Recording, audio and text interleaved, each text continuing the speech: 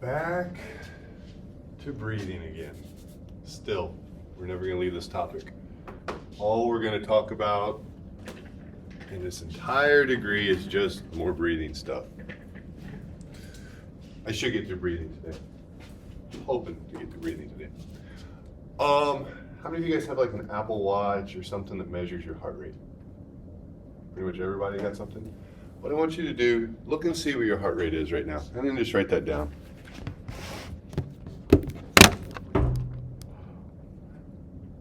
Now, this, where is it?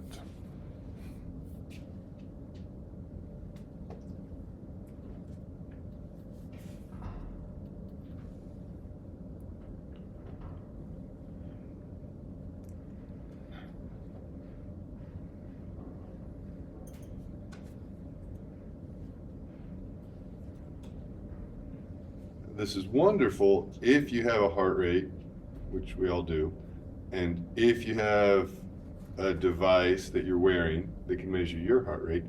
But what if you're wanting to do what we're about to do with an athlete and they don't have an Apple Watch? There's an app on your phone, or there's an app that you can get called Instant Heart Rate. It's just called Instant Heart Rate. And basically what it does is when you turn it on, it accesses your camera app, and you can see it's got a little camera thing right in there out of focus, and you put your finger over that and you hold it there,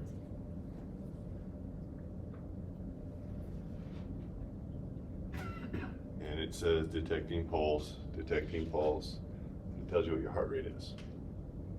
So it can tell you where you're at heart rate wise, or if you're wanting to do this and you don't want them to wear your watch, you can use the app and you can actually get that information.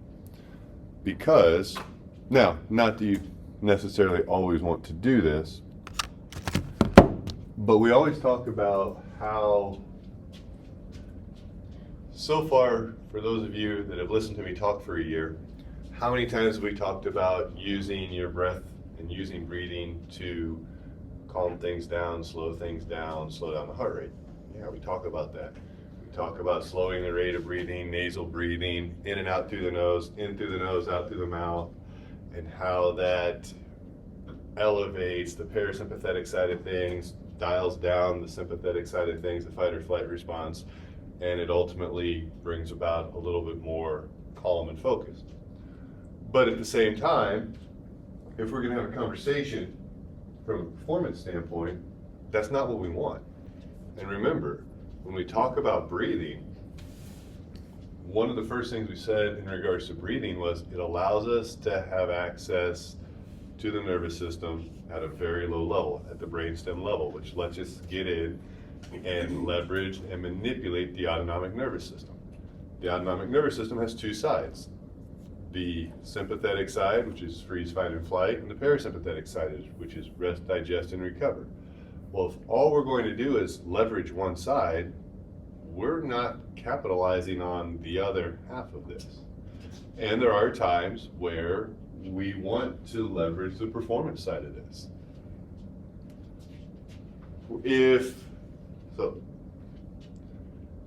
I was walking over here from West Edge, and sand volleyball was out on the sand volleyball court. The whole team shows up, they all get there. Do they go right in and start practicing their skills? They go right in and start practicing plays, stuff like that. What's the first thing they do? Warm up. Why do we warm up?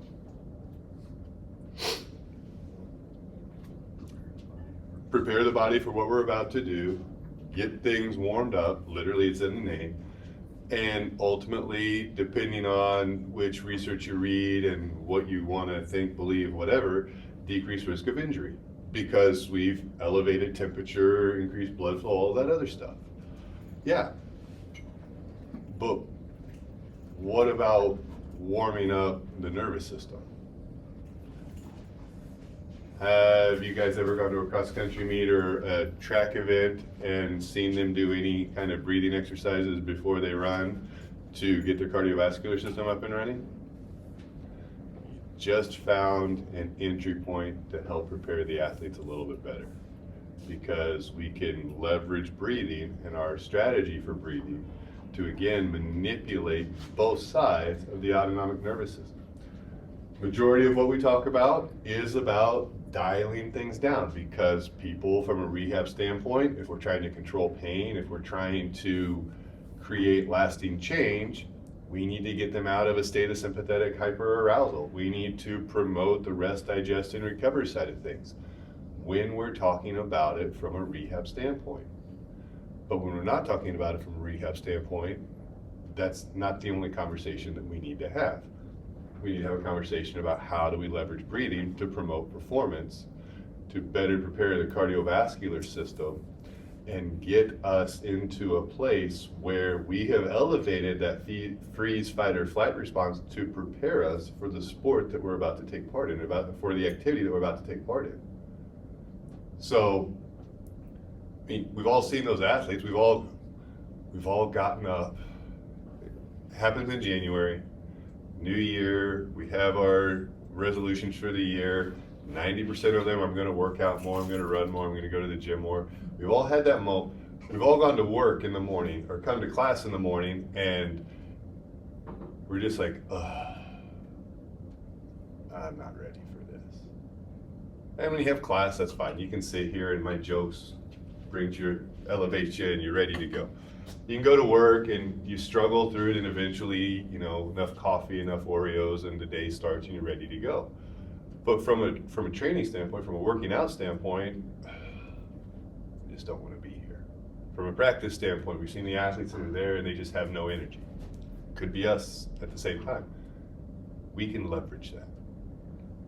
We can, again, all about the nervous system, we can use our breathing to leverage whether or not we're elevating a fight or flight response or pulling that fight or flight response down. And everything we've talked about is about pulling it down, but we can't elevate it. So now, with what you guys know about breathing so far, how do you think we elevate the fight or flight response? How do you think we can leverage breathing to increase the autonomic response? Everything we've talked about breathing-wise has been the exact opposite, decreasing the fight or flight response. So what can we do breathing-wise to actually elevate it? What was that?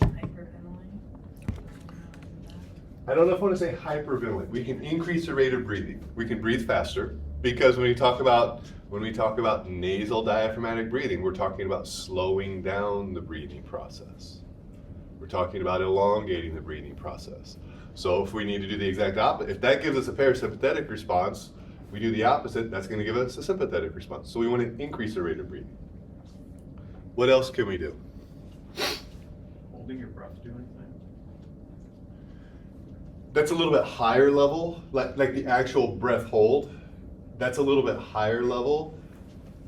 You can tap into that a little bit.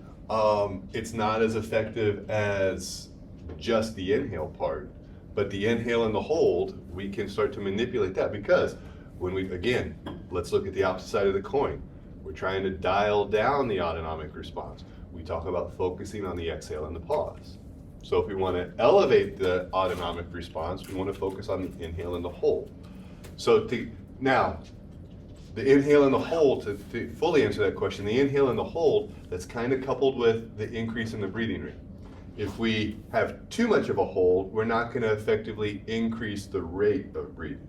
So when we're looking at those two, the rate of breathing is a little bit more important than the hold. So we want to bias towards increasing the rate in which we're breathing. So we can't really magnify the hold initially. One more other big thing.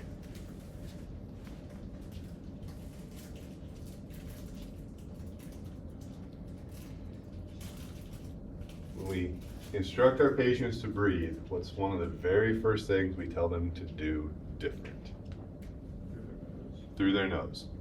If breathing through their nose elevates the parasympathetic response, how do we then elevate the sympathetic response? Breathe through the mouth. So when we look at the opposite side of that coin, if we breathe through the mouth, if we increase our rate of breathing, and if we focus on the inhale portion, we're going to create a sympathetic response. We're going to create a fight or flight response. Now, I'm not going to make you guys do this in class because it looks weird and it sounds weird. And I have the camera going, and because I've been recording the lectures, I don't want to answer those questions if people watch the video. You wrote your resting heart rate down. You wrote your heart rate down. After class, what I want you to do, 20 breaths. This is your only assignment. I want you to take 20 breaths. But you're going to breathe in and out through your mouth. And I want you to breathe as quickly and as rapidly as you can. Really focus on the inhale. So if you have to, if you're thinking about this, I want you to think about the inhale being just a little bit longer than the exhale. So I want you to breathe fast through your mouth, and I want you to focus on that inhale. 20 to 30 breaths. When you get done with that, check your heart rate again and see how it is compared to your resting heart rate. I'm going to guess we're going to see that it elevates because we're increasing a sympathetic response. We're preparing the body for fight or flight. From a performance standpoint, if we're going to go run, if I'm going to go run a 5K, if I put myself into a state of a little bit of sympathetic hyperarousal, that's a performance boost. Now, if I'm too amped up and have too much anxiety, that's not. But a little bit is a good thing. You've prepared the nervous system for what we're about to do. The other thing, if you do this, and if your face starts to feel a little tingly, your palms start to feel a little tingly, that's relatively normal as well. It's just the process of how that happens, what goes on with it. You didn't break yourself. Nothing's gonna happen. All right, let's watch this for just a second. See if I can get it to play.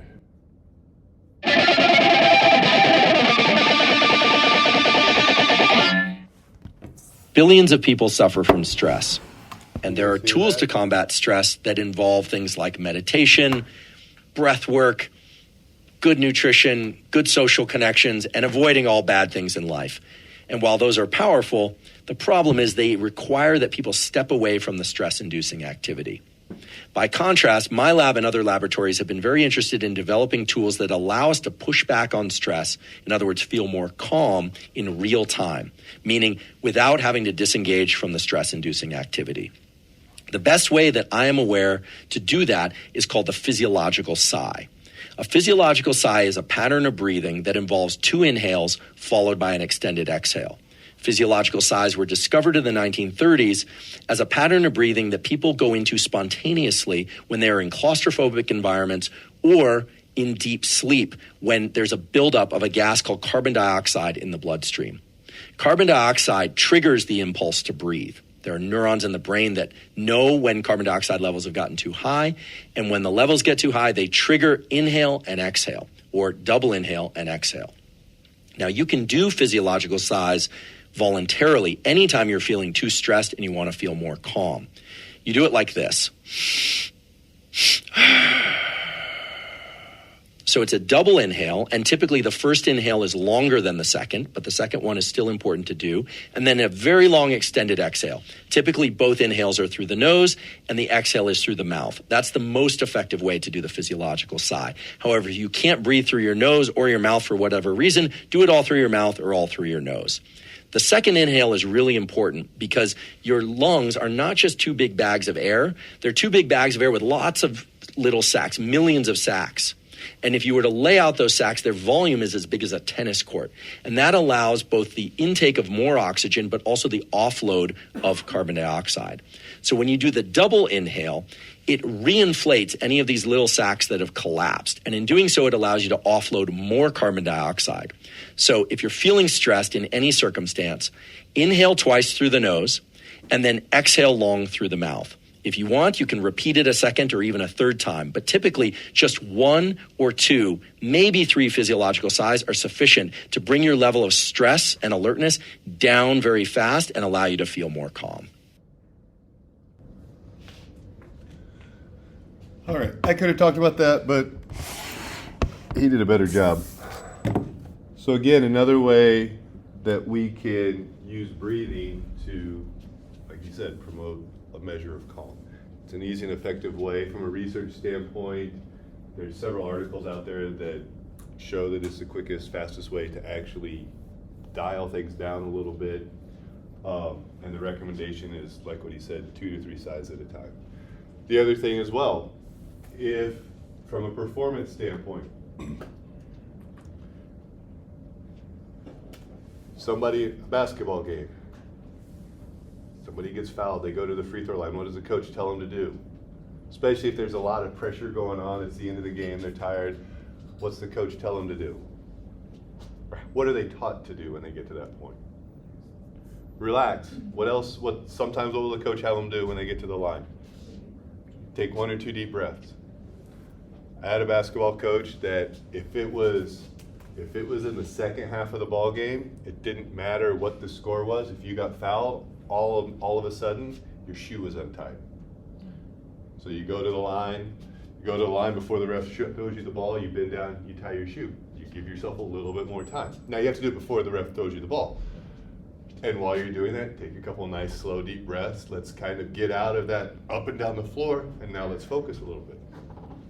So that's a good thing. That's what you want. But if we tweak that a little bit, now instead of taking 1 or 2 breaths, it's 1 or 2 of those physiological sighs. Now we get even more of a benefit out of that thing that we're doing. From an intervention standpoint, from a rehab standpoint, if somebody we're doing manual therapy, we're digging in, that spot's very tender, they're wanting to hold their breath. One of the first things they want to do is, I want you to go through this. Every time I hit a trigger point like this, you're going to give me a physiological sigh, and I'll teach them how to do it. First inhale is about 75%, second inhale is about the last 25%, and a long, slow exhale. And so I teach them that skill so that when I find a spot, they automatically, instead of tensing up, we're going the opposite way with that. The other thing as well, that also is now an indicator for me that I know that I see them doing that physiologic sigh, oh, I just found something. So I might need to spend a little bit more time here. So it's a little tell for me as well. So there's ways that we can leverage this to either, again, promote the performance side of things by ramping up the fight or flight side of our autonomic system, or promote the rest and digest, the parasympathetic side of things. All right, so here's a question. If the 6 patterns of the neurodevelopmental sequence, if they're the framework for how we develop stability or control, how does nasal diaphragmatic breathing contribute to that? What does breathing through our nose do to generate control? Because we've spent all of Tuesday talking about it. I spent the first couple minutes of today talking about it. For those of you that have listened to me for a year, this is not the first time we've spent a whole day talking about breathing. Why? We've talked about why it's so important, but we haven't addressed how this and why this is step 1 in our path to generating stability or control. What does breathing through our nose do to start the process of creating stability in any posture, in any position, in any shape that we can put our patients into or that we can get into? What does it do to create stability?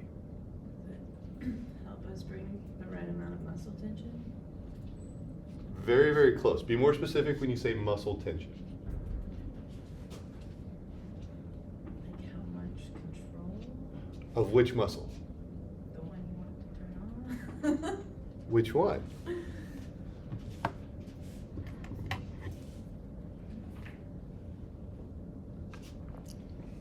We're talking about nasal diaphragmatic breathing. Your diaphragm? Diaphragm. It's all about bringing in tension to the diaphragm.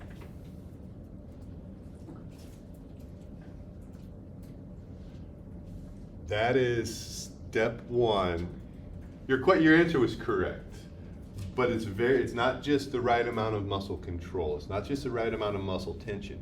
It's very specific and very focused tension to the very specific area of the diaphragm. Because when we talk about the importance of creating stability, we talked about we go from large base of support to small base of support. We learn to control the head. We learn to control the spinal cord. Step 1 in controlling the spinal cord, obviously, nasal diaphragmatic breathing is kind of important. We have to establish that. But remember, the diaphragm hasn't ever, in the womb, the diaphragm hasn't ever moved. It hasn't had to do anything. It just hangs out there. Because remember, the lungs aren't lungs. They don't have to be. So the diaphragm doesn't actually start doing anything until we take that first breath. So we have to establish the diaphragm's ability to be a diaphragm, A, from a survival standpoint, to continuously get oxygen into the body, but then also B, to start to create some intra-abdominal pressure. Without the diaphragm, we can't have any intra-abdominal pressure. We can't stabilize the trunk. We can't create control or stability within the trunk. We can't create control or stability in the pelvis if the diaphragm's not able to be a diaphragm. So establishing nasal diaphragmatic breathing is step one in getting the diaphragm to be a diaphragm. When that baby's born, the diaphragm is not a diaphragm until that first breath. The diaphragm has never done a single contraction in utero. It hasn't needed to. So the whole process, step one, is the diaphragm learns to be a diaphragm. It builds up its repetitions. It does the thing. It learns to do what it needs to do. And then as it comes around, we start layering some things on top of that. When we inhale, we increase our inter-abdominal pressure. When we hold our breath, we maintain, during the breath hold, we maintain the inter-abdominal pressure. As we exhale, we lower the inter-abdominal pressure, and then with the pause, again, we maintain that inter-abdominal pressure. There's this little hold with a plus that further increases the inter-abdominal pressure. That's like the Valsalva maneuver. That's like you take a big inhale, you hold your breath, and you contract and you bear down. You can further increase intra-abdominal pressure. Now, we're often taught the negatives of the Valsalva maneuver because when we do the Valsalva maneuver, it increases blood pressure, it can cause people to pass out, it can cause all these negative things to happen with that. But at the same time, we have to acknowledge that it increases intra-abdominal pressure even further. So when we need to further stabilize the midline, when we need to further stabilize the spine and the trunk, that becomes a performance enhancement strategy. When that's the only strategy we have, it's not a performance enhancement strategy. When the only way people can stabilize their spine and can stabilize their trunk and their pelvis is through a Valsalva maneuver, and that's their only strategy, when you only have one strategy, that's not a strategy. And that's a problem. But if we're gonna have a competition, if you're gonna come to me and you say, Brandon, I wanna become an Olympic weightlifter, I wanna become a power lifter. For you to reach your highest level, you're gonna have to get really good at controlling that Valsalva maneuver, because we're gonna be talking about creating loads that are above what you're able to do, where we need all the little performance boosts we can get. Well, that's powerlifting, Brandon. None of us are powerlifters. None of us work with powerlifters. That's never going to happen. You're right. That is all true. But if you work with any sport where somebody creates power, jumps or changes direction, this is happening every single time. In the 100 meter sprint, any running event where the runner comes out of the block, they're holding their breath and they're pressurizing as they push off, because that extra Valsalva maneuver creates more tension in the diaphragm, creates more tension in the trunk, gives them a rigid surface to push off of so that they can go that way even faster. That football player, right before they get hit, if they see it coming, they're doing the Valsalva maneuver. Offensive, defensive linemen, as soon as the ball snapped and they take that first step, they're creating a Valsalva maneuver. They're holding their breath, they're increasing the pressure as they're having to exert high levels of force. That basketball player that knows they're about to jump and take off, they're holding their breath to create a rigid surface. Anytime we leave the ground and have to do something, or anytime our base of support gets smaller than 2 feet, we are very likely to create a Valsalva maneuver because we have to create an even more rigid surface, and the ground can no longer do it. So when we talk about that Valsalva maneuver, yeah, there's lots of negatives to it if you don't know how to do it, and if that's your only strategy. But that's also the importance of having a well-rounded breathing program where you can access and use any component of the breathing cycle to create the benefit that you want. We can further increase stability of the inhale, of the hold, by bearing down and creating even more intra-abdominal pressure to further stabilize and make a rigid trunk. How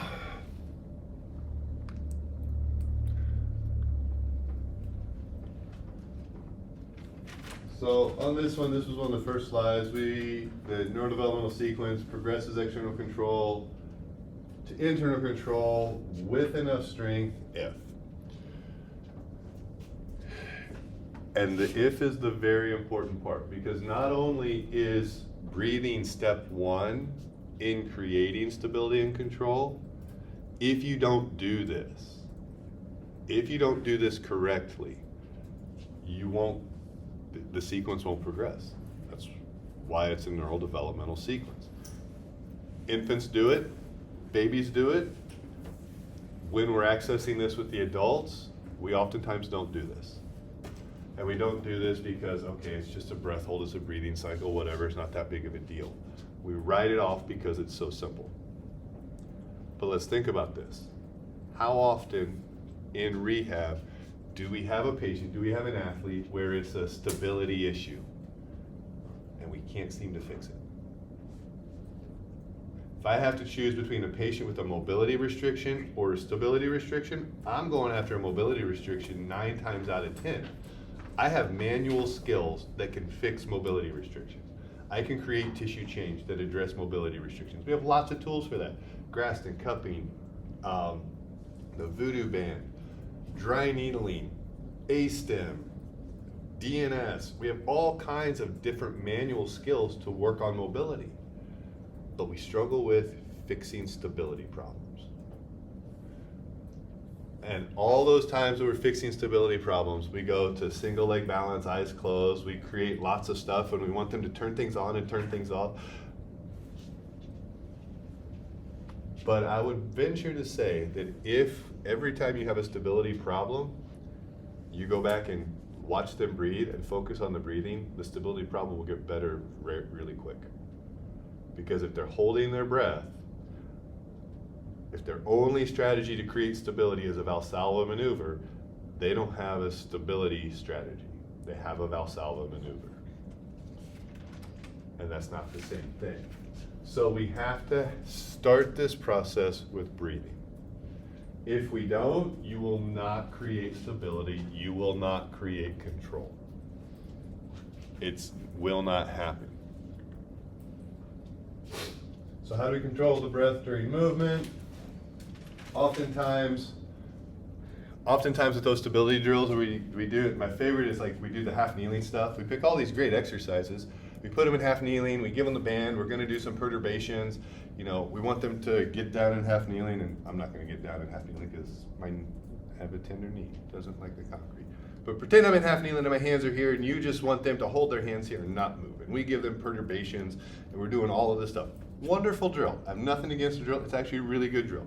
But as soon as we do this, we're so much paying attention to this hand, and we're tapping this hand and making sure they don't fall over. Great job, good job, keep your hand there. What we're not paying attention to is they're doing it like this.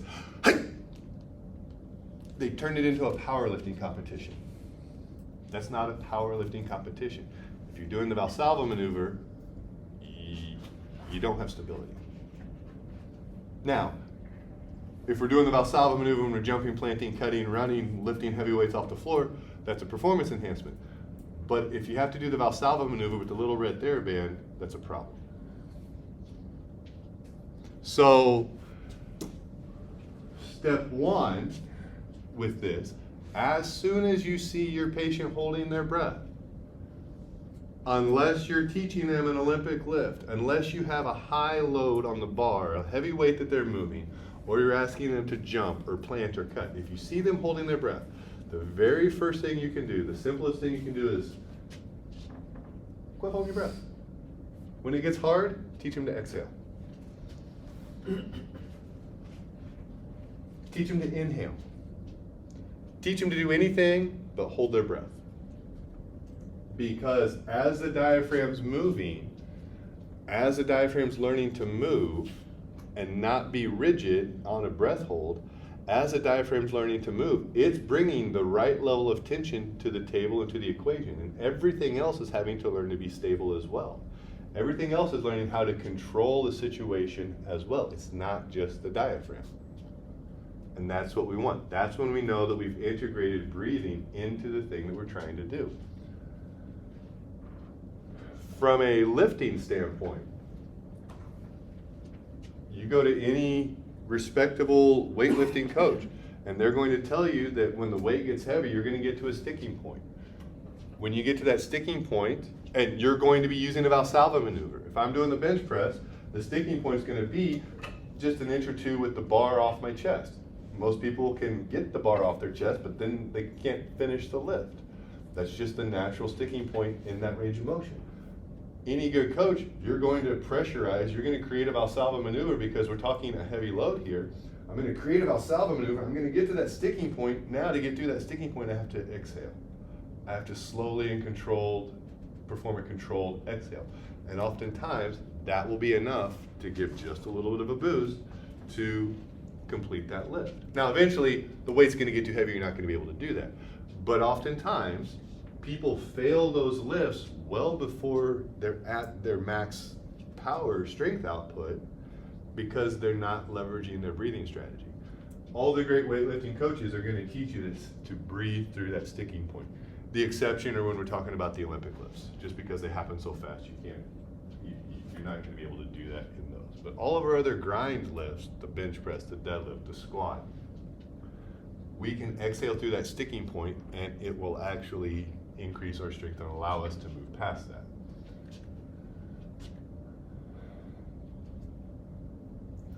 So, from an intervention standpoint, if we're talking manual therapy, I've already given you guys a little window into that. When I'm doing my manual work, if I see the person I'm working on holding their breath, I'm teaching them when we get to a spot that's tender, when I find a spot that you don't like, you're exhaling. Even better, you're giving me a physiological sigh. If you can't, if it's so bad you can't do one of those, I don't care what you do, you can do whatever you want, you just can't hold your breath. Pick anything else. We love our stretches, we love our mobility work, we love our flexibility stuff, and that's all wonderful. But I quit giving them reps on those 10 years ago. We're gonna get into this position, you're gonna give me 10 breaths.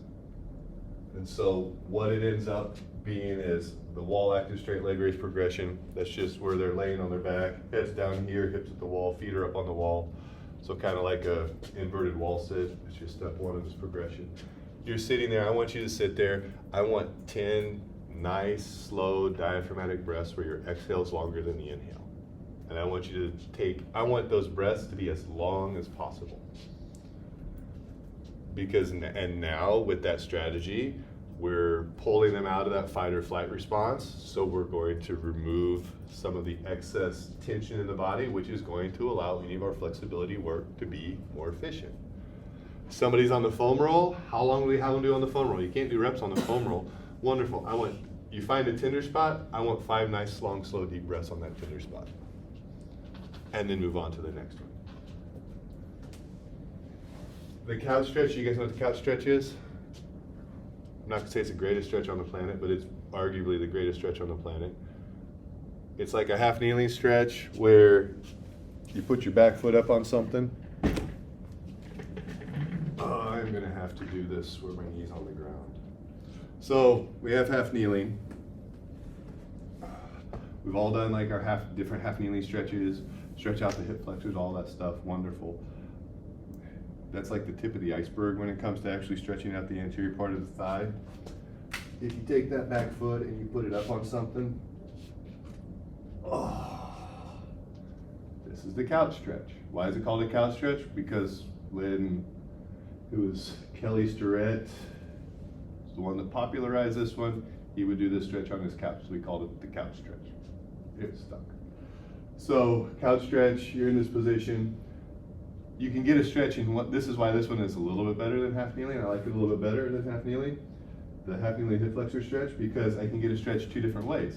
If I take my hips forward, I get a stretch up here. If I bring my hips back, I get a stretch a little bit lower. So you're never getting out of a stretched position. But if I'm going forward, I'm inhaling into the stretch through my nose. I'm going to hold for however long here, and then as I exhale, I'm coming back out of that stretch and I'm going to pause. So what it would be, we would do a box breathing strategy, and let's say we're going to do a box of 4. You're going to inhale for 4 seconds as you move forward. You're going to hold it for 4 seconds in the stretch. You're going to exhale for 4 seconds as you come out of it, and then you can pause for 4 seconds. Or if you want to get rid of the pause in this instance, you can get rid of the pause. So it's inhale into the stretch, hold for 4 seconds, slowly exhale for 4 seconds out, and then repeat. Because now you're matching your movement to your breathing strategy. So you're getting a couple benefits out of that one. But we can do that with any of our mobility drills, any of our stretches, anything along those lines, where we can tie our breathing to the thing that we're doing. If we're talking about any kind of lift, any kind of strength work that we're going to do, we're inhaling on the eccentric part where we're lowering the weight. We're exhaling on the concentric part. Once it gets heavy enough, then what that transition to is we're creating a Valsalva to initiate the concentric part and then exhaling through the sticking part. So it's very easy to integrate diaphragmatic breathing into our interventions, much more than just the box breathing that we've talked about. Because now we're using breathing to control the diaphragm so that we're not just relying on a Valsalva maneuver as our only means of stability. Because with the Valsalva maneuver, as soon as we've created a Valsalva maneuver, I have just made my trunk rigid, and I can't do a lot from a mobility standpoint. In order to create a rigid trunk with the Valsalva maneuver, I've taken away a lot of movement options of the trunk, which is fine if we're talking about a feed forward situation where I know what's about to happen. I can do that on a deadlift. I can do that if I'm about to jump. I only need that rigid section until my feet leave the ground. I can do that when the ball's snapped and I'm going to engage with that defensive lineman. I can do that then. What we can't do is if I'm having to react and respond to what's going on around me, we can't have a rigid trunk. It limits our movement options. That's called stiffness. Stiffness and stability are not the same thing. All right, any questions about nasal diaphragmatic breathing and the first step of this sequence to get us stability and control? So nasal and mouth, is it different because of the amount of the inhale or? So it's actually yes and no. So the mouth, obviously, is a bigger airway than the nose.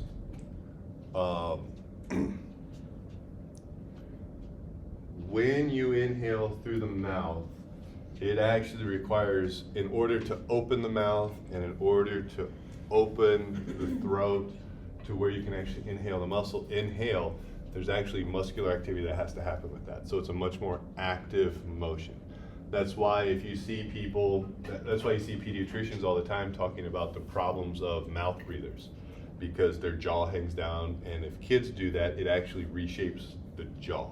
It changes the functions of the muscles, because you have to have those muscles functioning to open the mouth and to open the throat to where you can pass the air through. So it's a much more active role.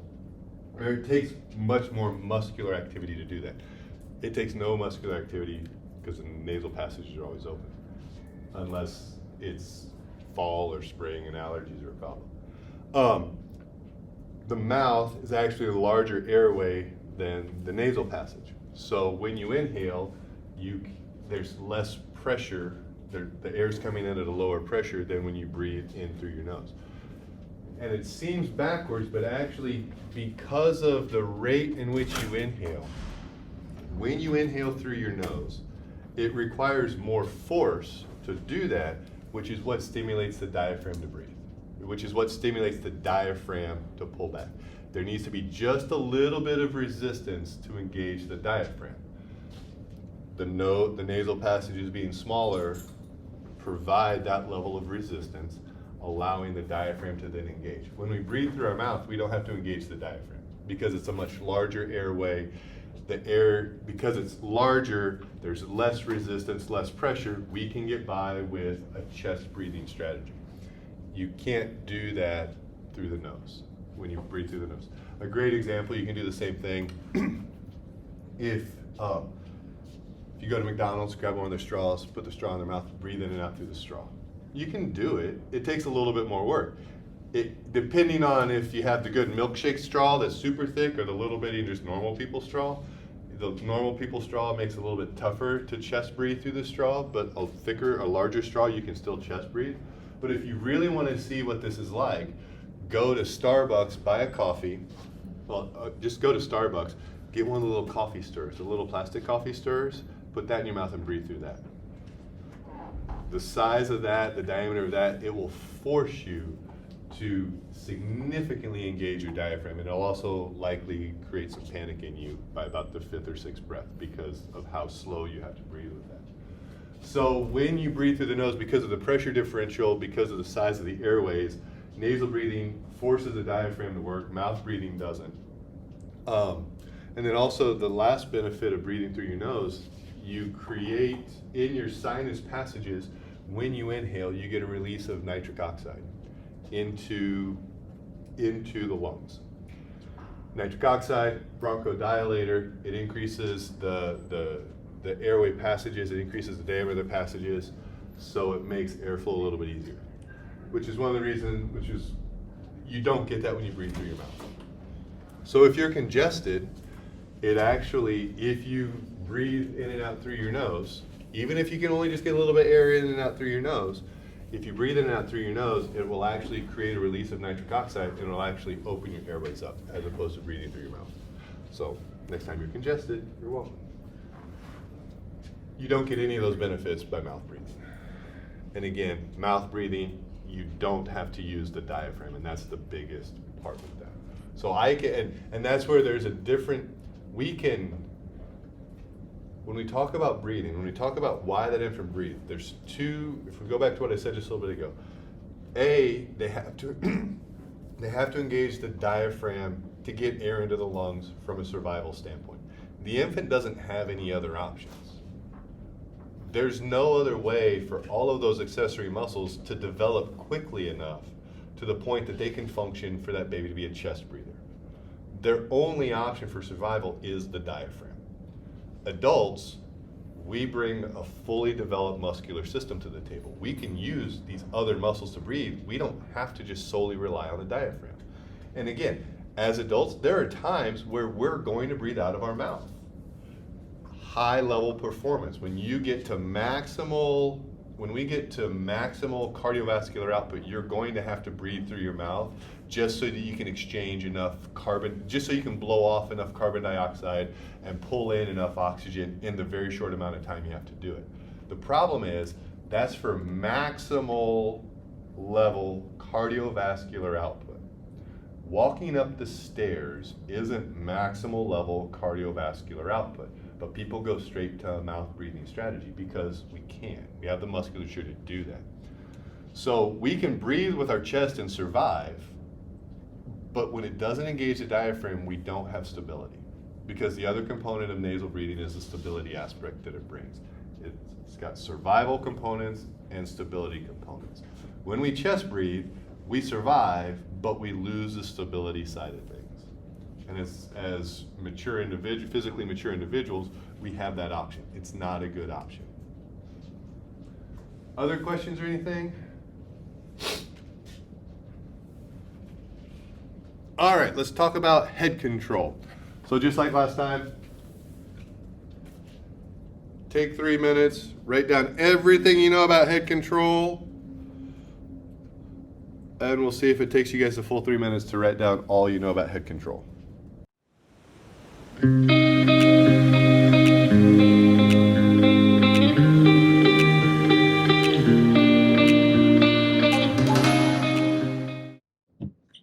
All right, so what do you guys know about head control so far? What are some things you wrote down in regards to head control?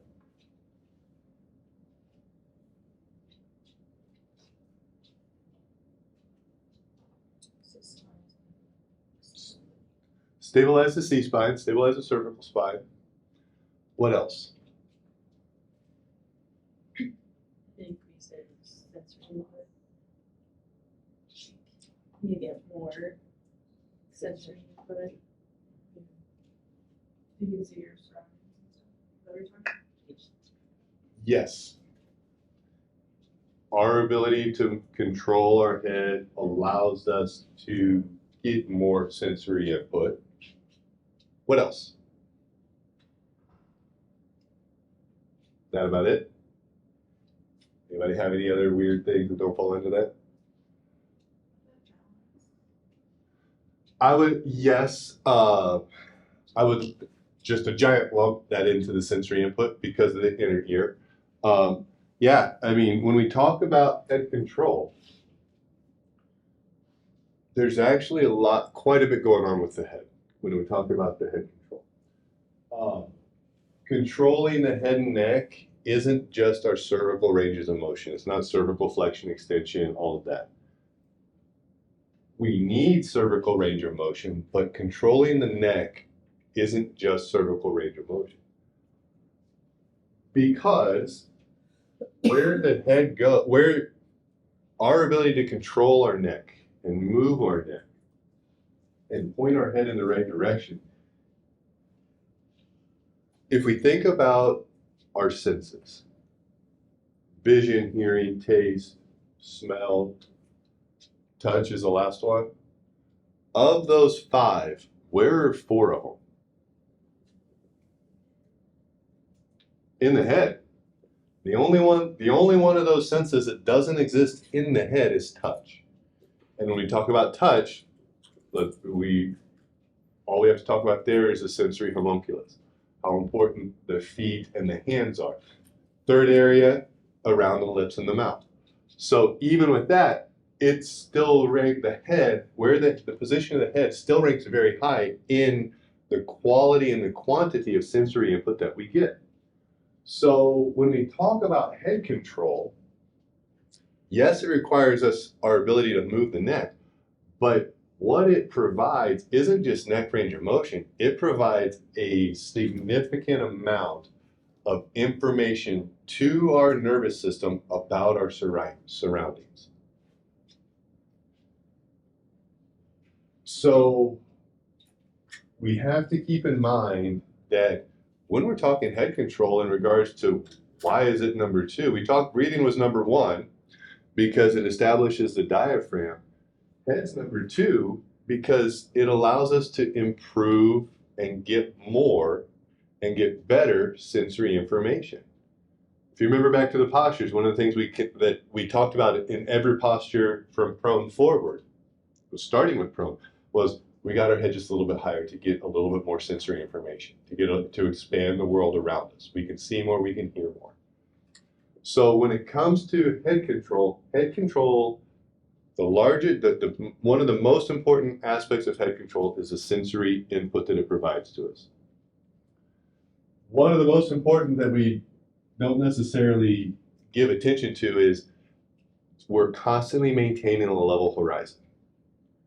You know, as you walk, as you run, as you ride a bike, as you sit in the car, you're constantly adjusting what's going on at your head to maintain a level horizon.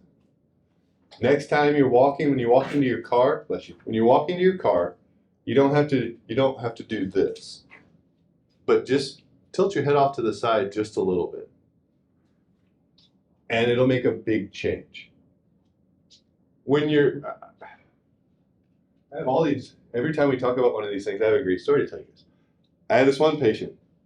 He actually came in when I was overseeing our performance program at Health Tracks. He was a wrestler from Nixa. And they wanted him to run faster. And my first thought was, you're a wrestler, why do you need to run faster? But okay, I'll teach you to run faster. Didn't make any sense to me. I'm like, why would they want this kid to run faster? And then I watched him run. I'm like, you need to run faster. All-time slowest measured time in the history of forever, not even just in our facility, like on the globe. Nobody on the planet has ever run a 40-yard dash slower than what this kid ran. He's the only kid I've ever had run a 40-yard dash in double digits. 11.4 seconds is how long it took him to run his 40-yard dash. And for a solid 11.4 seconds plus another 3 minutes, I was really, don't laugh, don't laugh, don't laugh, don't laugh, don't make eye contact, don't laugh. You can't even look, don't laugh. Focus on your paperwork, don't laugh. It's one of the times in my life where I've really had to focus on not laughing because all I wanted to do was laugh. It was one of the funniest things I've ever seen. The kid didn't run 40 yards. Easily ran 60 yards on a 40-yard track. So at Health Tracks, we have a 4-lane track. It's probably from here to the wall. It's broken down into 4 lanes. And so we would put the person in one of the lanes. And before this, I never had to say, stay in your lane. After this, you're going to run straight ahead and stay in your lane. On one side of the track, we had a wall that had mirrors on it and windows. And on the other side of the track, we have turf. At one point, he had both feet on the turf. And at another point, he hit and ran into the mirror. So when he took off running, he didn't run straight ahead. He literally ran through all 4 lanes and onto the track. His 40-yard dash was like this. And he did it the first time, and I thought he was joking around. I thought he was just trying to be a knuckleheaded 12, 13-year-old. I'm like, all right, whatever. Let's do that again. Again, in the back of my head, don't laugh, don't laugh, don't laugh. Lined him up again, like whenever you're ready, take off. And he takes off. And he does the exact same thing again. And normally when we do the 40 at the time, when we measure their 40-yard sprint, we would have them do 2 attempts. Sprint 40 yards, come back, take a second, sprint 40 yards, and we just take the best of 2. I had him do this 5 times. A, because it was funny. But B, I'm like, I was at a loss. I'm like, what is going on with this kid? Because once I realized he wasn't playing around, I'm like, why is this kid, I've never seen this. What's going on? And so on the 4th one, because normally I would stand here and they would take off running, and the machine that gave me the readout and the score was right here, and I would reset it, and I would stand here and I'd look at the numbers, I'd write it down, I'd reset it, they'd come back as a laser scoring system. So finally, after the 3rd time, I'm like, yeah, it's double digits. Anything's better than this. So I walked to the end of the track. And so as I was watching him run, I was watching him run at me. And what I realized was like, this is gonna be a piece of cake to fix this kid. Because what I saw when this kid was running was this. And he would open his eyes about every 2nd or 3rd step. His head was all over the place this way. His eyes were closed. It was weird. The kid couldn't see where he was going. And if you turn your head so real quick, everybody close your eyes, turn your head like that. It's kind of hard to feel what's going on. You're getting all this different. Now imagine doing that, trying to run as fast as you can with your eyes closed. The kid was trying to not run into things. That's why he was running so slow. And we've talked to this coach and we've talked to that coach and nobody can get him to run faster. I'm like, who'd you talk to? Because I'm never sending anybody to those coaches because this is a simple thing. And I'm like, all right, yeah, we can fix it. I think we can cut his 40-yard time in half. And I always tell people that you come in, I've been known, whatever your 40-yard dash time is, I've been known to cut that in half. So if you come in and you're on a 5-second 40, you're like, you can cut that in half. You can't do that. But that's not what I said. I've been known to. When he left, we had him running a low 5-second 40. And he was with us for 8 weeks. And for 6 weeks, we didn't run. All we did was we did stuff where he was moving his body and his eyes were fixed on a point, his nose was pointed here, and he was doing all kinds of different things. Everything we did with him, every lift, every drill, every intervention, every mobility thing that we did, we had a spot, you look at that spot, and you point your nose, you point your chin at that spot. And so one of his drills was, we had the spot on the wall, and he would just walk, and no matter what he did, he had to keep his eyes and his head pointed at that spot. We would have him deadlift. We would have him have his head pointed at that spot. And when I say we had a spot, we actually had a red piece of paper, we printed it red and posted it up on the wall, so that anywhere in the facility, he had to find that red spot, and he did all of his lifts, all of his drills with everything pointed at that spot. And he couldn't do it. Like when we started, he couldn't keep his eyes pointed on that spot. And so for 6.5 weeks, all we did was have him focus on that spot and do different things. And for the last 1.5 weeks, we actually got him up, and the second time we had him run his 40, he ran his 40 in 8 seconds. About 5 steps into his drill, everything was looking wonderful. And then on step 6, things started to fall apart. He went back to that strategy, but we'd improved it. So we then moved from doing a lot of our static stuff to now we're going to do some skipping. We're not going to run because we know what that looks like. We're going to do some skipping. We're going to do some galloping. We're going to do stuff like that. But you're going to keep everything focused on that spot. So we got him moving. We did some side-to-side stuff, all kinds of different things where we focus on keeping his eyes and his head in one place so that he could get good sensory information. And on his test out date, he ran a low 5-second 40, and we didn't spend any time on the run. But it was all because he had no head control. Which then led me, I was like, I really want to go see this kid wrestle, because if this is how he runs, I want to see what he does on the wrestling mat, how he pulls that off. But I never did. That takes us to our second bullet point. From head control, step number 1 in how we develop head control, we first learned to prevent movement of the neck and head before we actually learned to create. And that's exactly what we did with him. We taught him how to keep a fixed point of axis, a fixed point with his head, with where all of his sensory organs were pointed. From an infant standpoint, that's one of the things, newborns, you have to support their head, you have to support their head, you have to support their head, because they haven't established the musculature yet to do that. That's also why when we look at the Moro reflex and the asymmetric tonic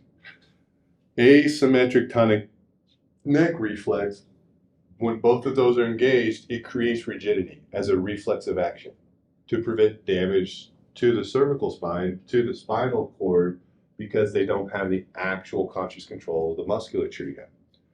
So we first learned to control the movement in order to protect the spine, in order to protect the brainstem. And then after we learn that, then we learn to turn the head, lift the head, rotate the head, all the other fun things. Because from a movement standpoint, and the kid I was talking about is a great example of this, where the head goes, the body's going to follow. If you just watching football this past weekend, a couple times I saw it, and if you watch a football game, you'll see this happen at least once every game. Running back, receiver takes off running, and all of a sudden they're running, and all of a sudden they're turned backwards. Like, how the heck did they turn so fast? That defensive lineman reached out and got a hold of their face mask and stopped their head, and their whole body stops and turns. Where the head goes, the body follows. That's why in a lot of the combat sports, the grappling combat sports, one of the things you're taught is head control and wrist control. You control the head because where you put their head, their body's going to go. Now, when it comes to that, though, from a movement standpoint, if we're talking head control, the head goes where the eyes go. Which is why, if you remember back earlier in the semester, we talked about how to get the head going one way and the eyes going a different direction. And that's kind of a hard drill. And if we think about how all of this is integrated together, one of the reasons I don't like this classroom you guys might think I'm going to complain about the doors and the people walking by and how you guys always see that. That doesn't bother me. I mean, I see that. What bothers me are these windows. I see the car going by. I see the people walking. I see the people. I'll be honest, I'm really distracted about the pancake people today. I really hope they have pancakes when classes. There's pancake people over there. Go to my pancakes if you want some. Free pancakes. But I can see that. I can see all the people getting the pancakes. And I'm over here not getting the pancakes. Because our eyes see movement. And when our eyes catch movement in the periphery, what do? They go from looking here to looking there because we caught movement. And as I see that, well, if it's important enough that it catches my eyes, now my head turns. And when my head turns, my body turns. So where our eyes go and how our vision works, our peripheral vision is a lot more sensitive to movement than our central vision. Survival thing. So when we see that peripheral movement, if it gets our attention, our eyes go. Once our eyes go, our head goes. And then once our head goes, our body is going to turn with that because eventually, depending on where that is, we run out of cervical rotation. Now, that's when we're in this controlled environment and I can't hear anything else. But how often, if there were a loud clap behind you guys or a loud bang behind you guys, what's the first thing everybody in the room is going to do, other than me? You're going to turn. What initiated that? The sound. So thinking about the senses, where the eyes go, the head goes, our peripheral vision catches that movement, and that's what causes us to turn. But the other thing that causes our eyes to turn is if we hear a loud noise, our hearing. So hearing and our peripheral vision are what dominate or what control where the motion of our eyes go. So where the eyes go, the head goes. And where the eyes go are very heavily influenced by our peripheral vision and by our sense of hearing. As we're talking about that, we have to talk about the suboccipital region of the spine. Basically, this area of C1, C2, and the occipital ridge on the back of the neck. Those are the four muscles on each side that make that up. There's a very high density of stretch receptors in those four muscles, much higher than any other muscles of the vertebral column of the neck.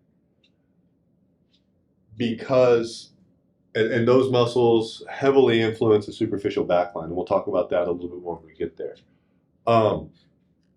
These muscles have a very deep ingrained neural connection with our eyes.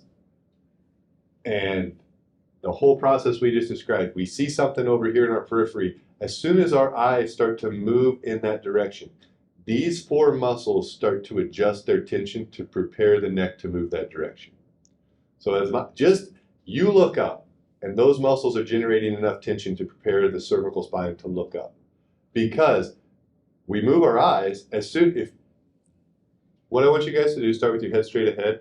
Move your eyes as far as you can to your right.